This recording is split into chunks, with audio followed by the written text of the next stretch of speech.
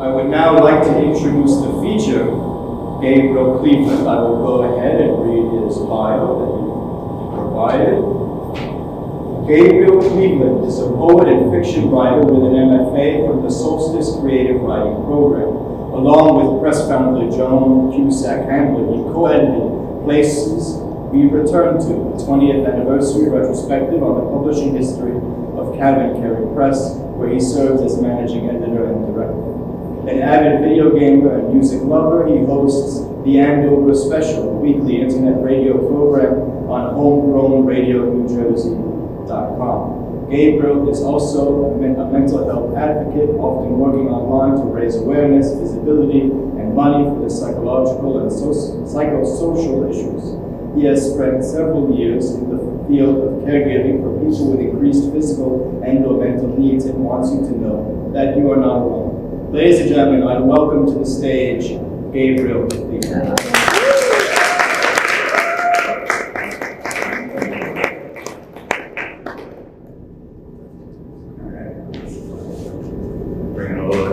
Energy here. So, as Raymond said, first of all, thank you so much for having me, and thank you for this wonderful series, which is a real treat to have right in our neighborhood.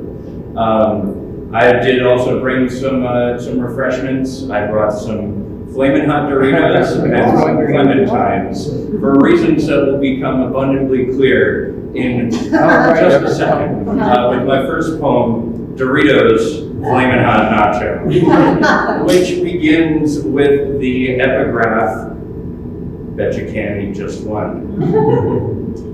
Like the old Lay's bet, the moment a chip touches my lips, I transform to a salt and crunch addict. The savory cheese with its aggressive heat emerging in aftertaste from tortillas perfectly textured, edges rounded with a thickness designed to crumble at the slightest pressure from my teeth and to drop flavor like a gift onto every scorched taste bud.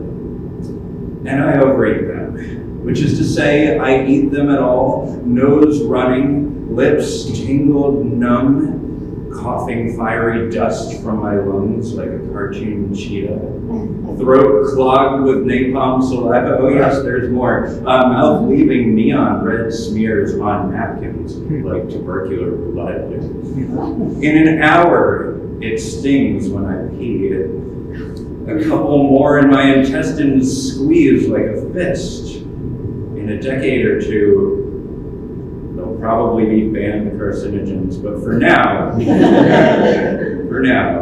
I chase their flames with clementine crescents that burst with flavor rendered twice as vivid to my tongue's eager, swollen receptors. You see, I will embrace a great deal of pain if it tastes good and sweetness follows.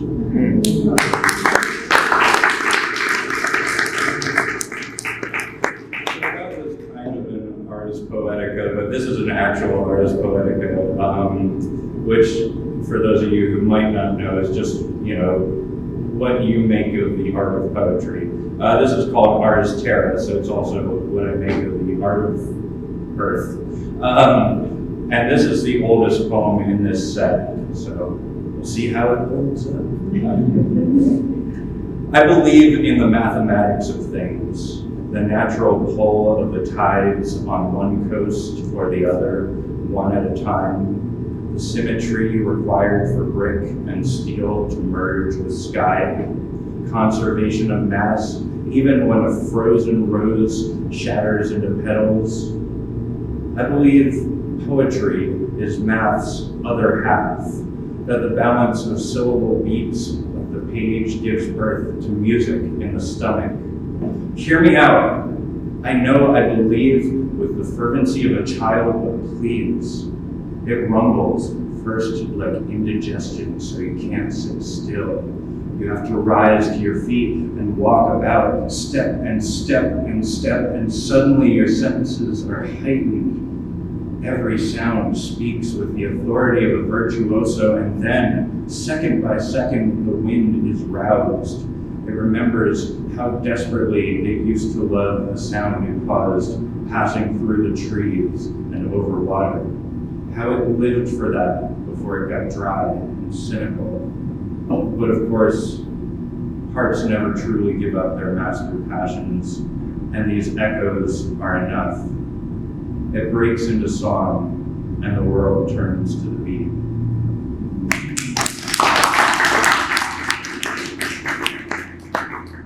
So this next one is about sort of a little bit of personal uncertainty, identity, finding one's place in the world, etc., etc. I call it Confirm Your Humanity. Skin deltas shimmer across my waist as I rotate like a minor planet in the mirror. A vein lightning bolts from my right eye, and I've lost count of the times I've had to explain that, yes, it's always been there to my loved ones who've never noticed, or at least never remembered they did. I, on the other hand, I'm a memory warehouse of their words, or at least the cynical, judgmental ones, casually discarded from their lips, gathering dust like my hair in every corner of my place. The CAPTCHA attached to Steam wants me to verify my humanity before I can return to warping my back for hours playing video games, as if that's not human enough. So now I'm questioning myself, plunging internet philosophy websites, seeking reassurance in ones and zeros. Elon Musk, great mind that he is, bought into the theory that we could all be simulated. I'm not convinced. Yet I scrutinize each seemingly random mark on my right elbow, every seemingly random mark on my splotchy arms, and a Tetris-shaped scar on my right elbow from grappling into a brick wall. The faint wave scar on my left from a side airbag, which reblooms with summer heat, and the teardrop mark on my right wrist from the beak of a tossed ketchup bottle. Could all these be part of some inhuman design? I return to myself in the mirror, trying to separate what I see from what I've been programmed to see. Each line on my face a sign of laughter, a grimace, or age. My limbs toned enough to suggest a grace at odds with the tank of my shoulders and chest, the inescapable jug that is my gut, and slight breasts that exist enough to elicit snide remarks, and the echo of every ad I've ever heard about how bad it is to be fat, and every weight loss product that will save me from damnation. And I surrender to not knowing what part of me, if any, is real. No, screw that. I'll fill my poems with my DNA to prove I'm human.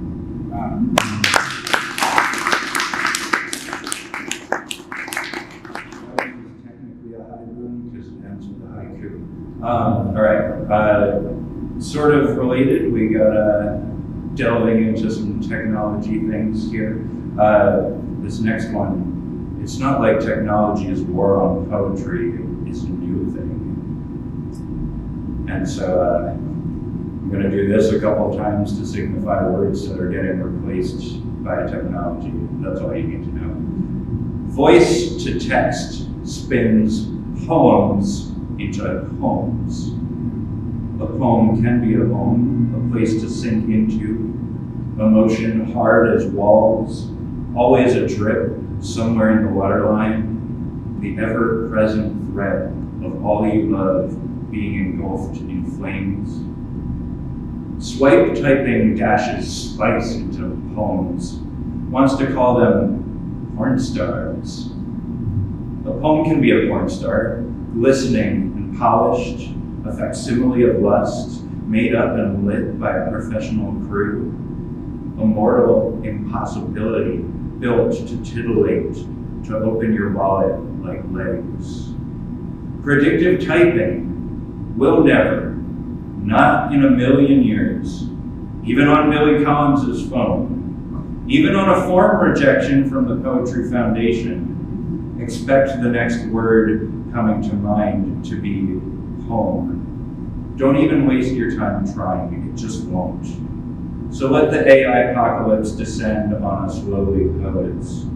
Let it try to spin gold from the horsefly that lands on your head and pulls you 3 decades into your memory, when you were buried up to your neck in sand on some carefree vacation. How you were powerless to swat the swarm of pests whose bites felt like tiny deaths. And yet here you still are, all these years later, arms flowing.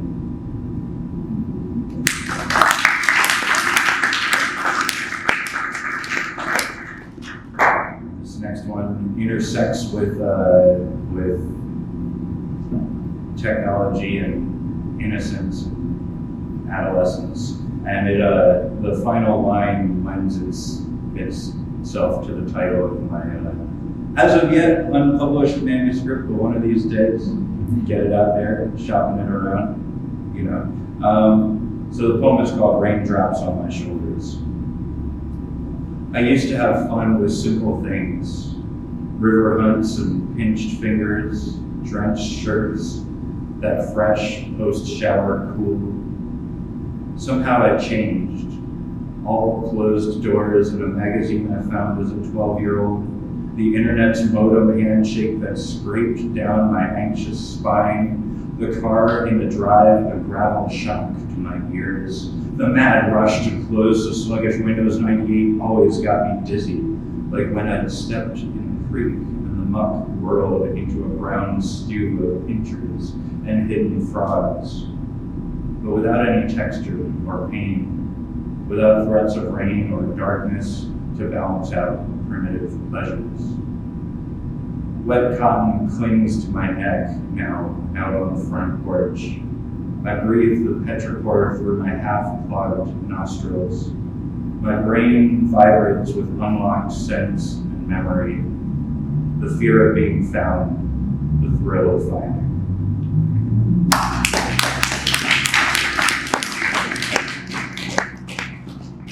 All right, this one takes place, 2 miles away from here.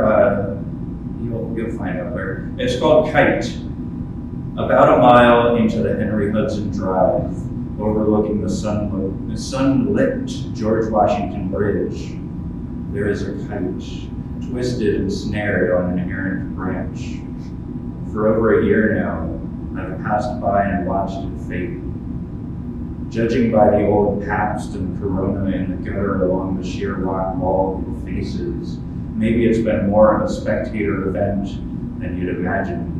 Or maybe our littering is more out of hand than I thought, cannons cascading all the way up 200 feet of stone. But back to the kite, the way it hangs there, contorted in a submarine's silhouette, weakly tilting from side to side, most of the fight long gone from its frame, marionette of a disinterested twig. If only it could reach those little wooden fingers that hold its fate, surely it thinks it would snap them and be free to soar the sky once more. But let's be reasonable now. It is in no shape to fly. It would sink to the ground like I would if I were drowning in the center of the ocean. In a way, this is at least kinder than a jump. A mobile for those who notice, a reminder of the strings we cannot see holding us in place, a chance at visitation even for the child that lost it to begin with. Watch how it comes to life in the breeze. I haven't dared look when 4 gusts hit 50 miles an hour. It must think itself released, thunderous in the squall, violent with the fearsome energy of something new. A vibrant flash of purple and blue, exuberance so strong its thin skin tears apart with the wind in all its raw terror and beauty.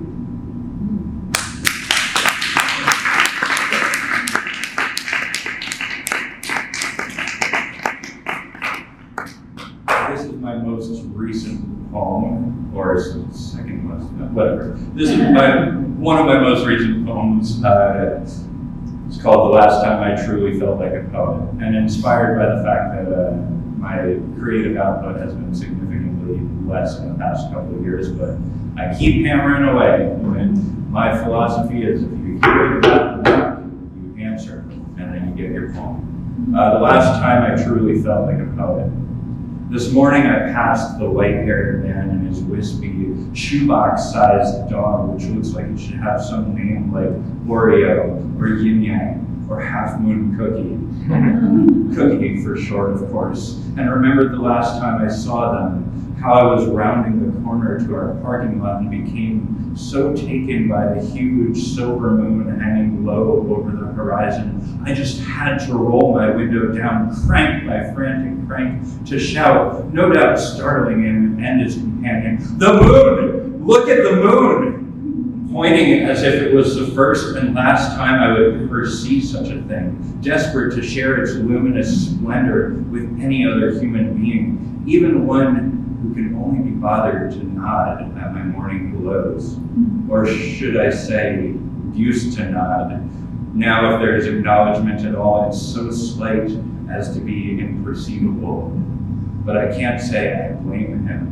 He has seen me as few have, a full-on poet, bathing in what might be a dangerous glow, delirious behind the wheel of a beat-up old machine, a lunatic crying out in the dark.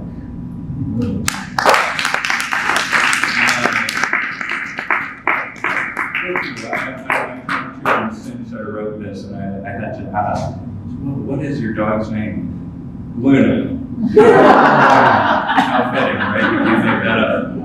So the next couple are going to go into a little psychological stuff, as Raymond mentioned. I try to advocate for normalizing and embracing one another for whatever psychological challenges we might have. I have a fair amount of auditory sensitivity myself, and this is not a personal experience, but it's not too far off of an extrapolation. It's called Can't Turn Off. No more hip hop, beat drops like gunshots, God it won't stop, I want to lock off my earlobes, all I hear is screeches like strobe lights between my eyes, drum rolls light up my bones, my live wire spine burns, sounds rewind and return, I lurch, I hurl, lunch turned to fire in my throat, my skin throbs hot against the tile floor, sobbing as my brain kicks the bass and starts an encore. I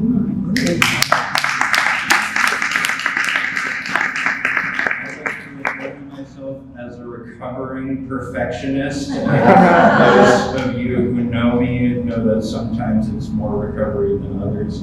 I don't have time to read this longer one called Perfection Rides a Glass Horse, but it is deliberately scattered across the page. But I do have time for this one called Perfectionist, which I wrote a few years prior to that.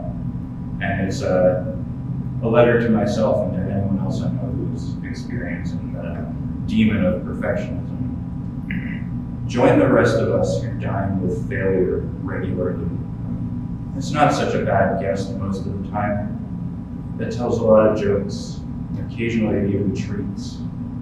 When you get used to having it around, you can almost forget those days you would draw curtains and turn off the lights when it knocked on your door and called your name, insisting that it was an easier way to live.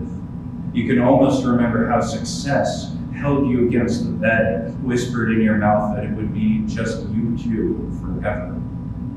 We've all heard that song and dance before. Wipe your eyes, have a seat. We've saved you a plate.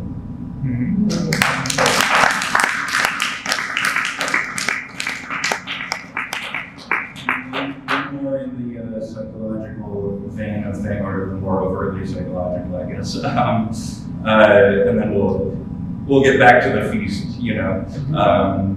This poem that I'm going to read is a piece from a 17-poem meditation on suicidality that I wrote called Not Going Anywhere. I wrote it after a couple of PBS people that I know and care about died by suicide a couple of years ago. And I think it's important to talk about it because otherwise it stays quiet, and in staying quiet, it keeps its power, and I'll touch more on that later. But this sequence is referring to my own experiences with this entity, this being that I represent as the serial killer, because suicidality is a serial killer. But I give it corporeal form and have conversations with it and reflections on it. But yeah, all that is to say that it's moving in that direction of opening the doors, speaking about it, and thus taking the power back from it. So that is ultimately the point of the 17 poem sequence. But this is number 15, and the first letter of each line spells out serial killer, because it's that ever-present thing. Once an earlier poem notes that once you've met the serial killer, you will always know the serial killer. There will always be a part of you that calls to you, even though you say, "Get the hell out of here. I want nothing to do with you." It's one of those intrusive thoughts. So suicidality is universal, and I should mention the poem sequence is called Not Going Anywhere. Suicidality is universal. Everyone has cracks just waiting to shatter. Really, I have to believe that. I'm not a broken human being. Anyone could meet the serial killer at any moment. Life is full of dangerous detours. Keeping my head on straight can be tough, but I'm not a broken human being. Life is just full of dangerous detours, so I must lead by example, compassion for myself and others, because everyone has cracks just waiting to shatter. Really, I have to believe that.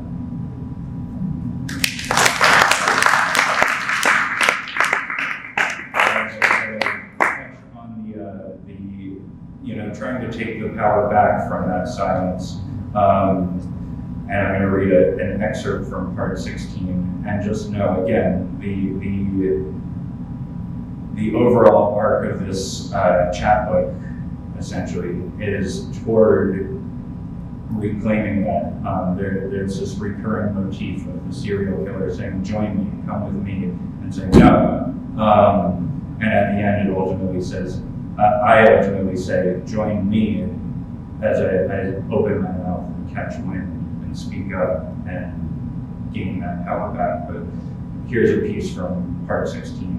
The serial killer is in fact counting on that numbness. Disconnection, frustration, isolation are their stock in trade after all. But that won't shut me up anymore. I'll go out with the serial killer. I will pull him to the dance floor. I will shout until I'm heard over the thundering bass. Heads will turn in time to see the serial killer imprisoned in my embrace, lit up in the strobes.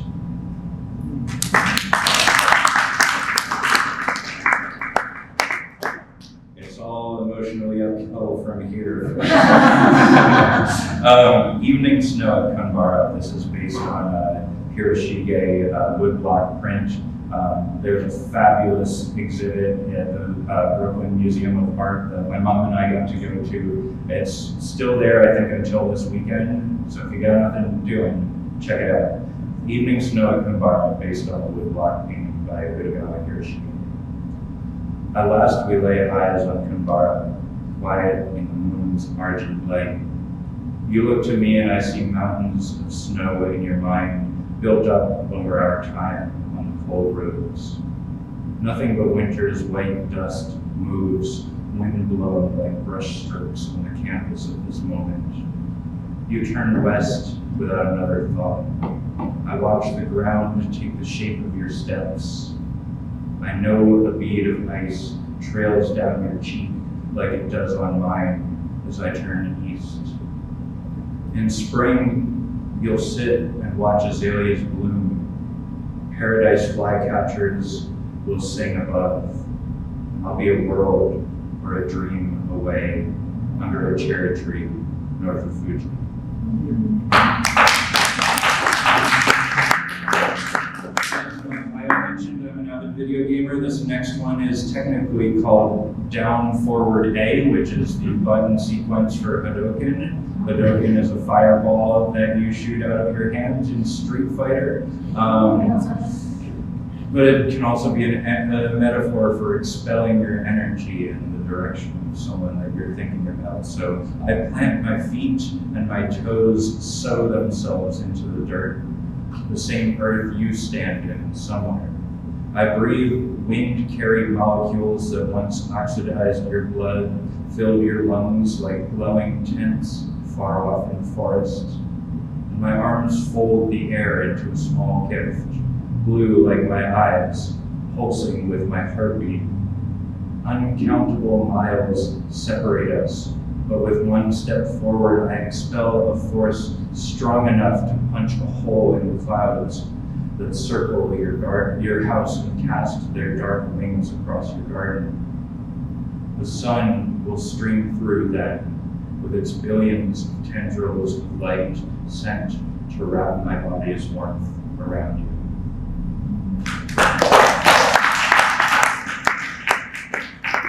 Just a couple more. All right. How to savor an avocado? Like I said, the feast is coming back, right? With your hands, cradle its fullness and its weight. Press the ridges of your fingerprints against its small black bumps as it gives itself, but slightly, into your grip. Twist the stem for a green peak within, then halve it. Crescent movement of your knife. Hold the fruit along its newfound seam and repeat your cut for quarters to unfold lotus-like from its tender wooden heart. Pinch the corner of the skin and peel slowly, unsealing an envelope.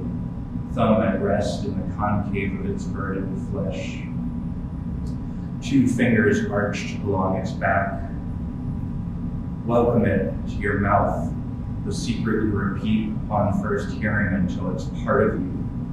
Introduce it to each of your teeth. Let it swaddle the enamel before it ever meets your throat. Like desperately good news, swallow slowly so it will last.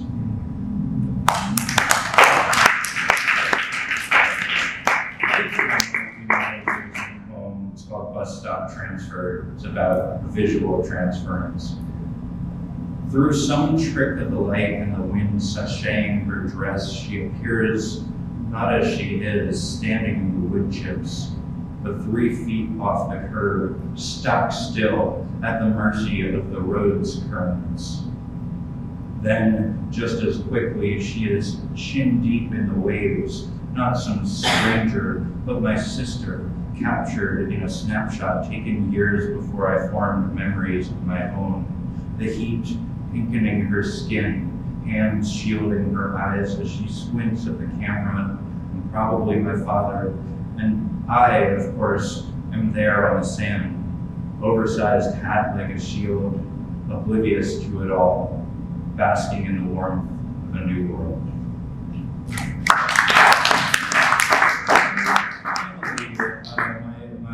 Similar to the chapbook that I was talking about, my manuscript itself is this arc toward joy. It's taken a long time for me to be moving in that direction, but I'm grateful that I am.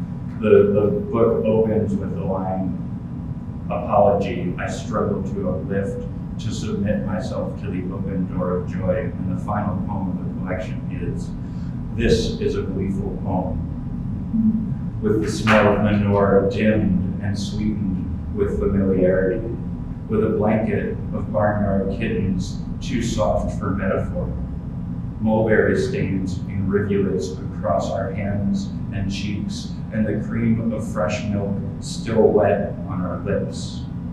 The straw pile holds no hidden pitchfork, and we throw ourselves from the attic through 20 feet of air into its scratchy embrace, then dash back inside, dash back inside. We dash. We climb as fast as our limbs will take us to the ledge where we leap again and again and again. Thank you all so much.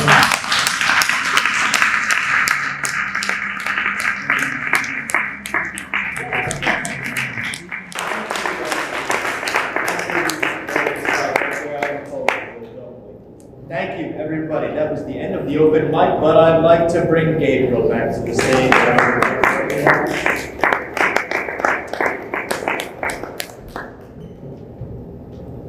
Me again.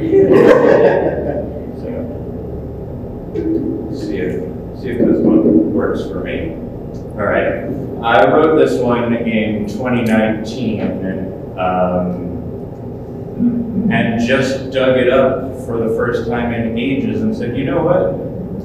Still applies. It's called Check Yourself, Lest You Become a Poem. Watch who you talk to and how. Some people carry pens like scalpels to dissect you into polysyllabic ribbons and oblique metaphors. Your fists bald like spineless hedgehogs. Your growl the sexless sounds of a lonely bear. You might think, we've killed off all the poets. I can be a dick again. But I waited behind a man buying notebooks and fancy pens at Wegmans yesterday, and believe me, we can sense our kind. The fast talker on the court who spins and dunks the world like a ball. The kid who sneaks pencils to recess. Anyone with time to hold a guitar. We are black spruces and bluebonnets, some ever present, some mostly hidden. We proliferate with our hands and mouths and craft venom as easily as sunsets. So think twice before you choose harm. We're always here. We'll always hear.